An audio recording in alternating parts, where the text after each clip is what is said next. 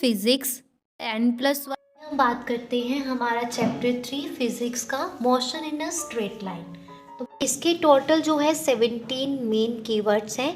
सबसे पहला कीवर्ड है रेक्टिलिनियर मोशन। तो रेक्टिलिनियर मोशन क्या होता है?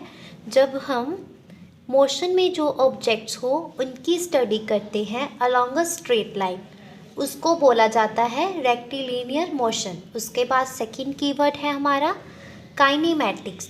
तो काइनेमैटिक्स क्या है? जब हम डिस्क्राइब करते हैं मोशन की वेज को, ways to describe motion without किसी भी ये जाने कि मोशन का कारण क्या है, मोशन का कोज क्या है। जब हम मोशन के वेज की स्टडी करते हैं उसको डिस्क्राइब करने के लिए, उसको ही बोला जाता है kinematics.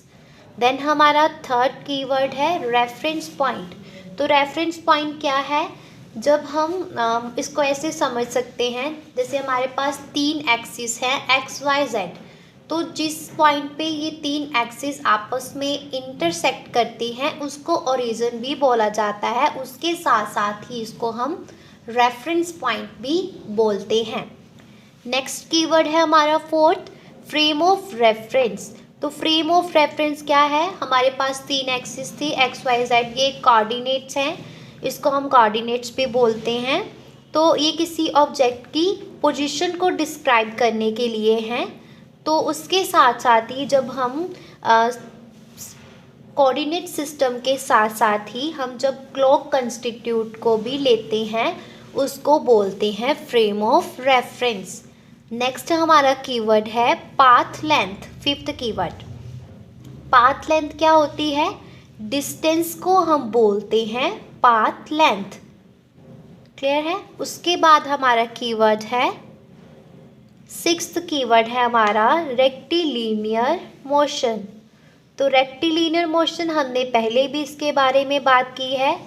Motion along a straight line, motion along a straight line, उसको हम बोलते हैं रेक्टिलिनियर मोशन। देन हमारा सेवेंथ कीवर्ड है मैग्नीट्यूड ऑफ डिस्प्लेसमेंट। तो सबसे पहले तो आपको समझना है डिस्प्लेसमेंट क्या होती है। डिस्प्लेसमेंट क्या है? चेंज इन पोजीशन, उसको हम बोलते हैं डिस्प्लेसमेंट। इसको हम ऐसे मान सकते हैं कि x1 एंड x2 आपके पास पोजीशंस है ऑब्जेक्ट्स की at a time t1 and t2। तब इस और हम डिस्प्लेसमेंट को डिनोट करते हैं डेल्टा x से, और इसमें अगर टाइम होगा तो उसको हम डिनोट करेंगे delta t equals to t2 minus t1। तो हमारे पास डिस्प्लेसमेंट क्या आएगी? जब हम फाइनल पोजीशन में से इनिशियल पोजीशन को निकालेंगे तो हमारे पास आएगी डिस्प्लेसमेंट। तो delta x equals to x2 minus x1। Clear है?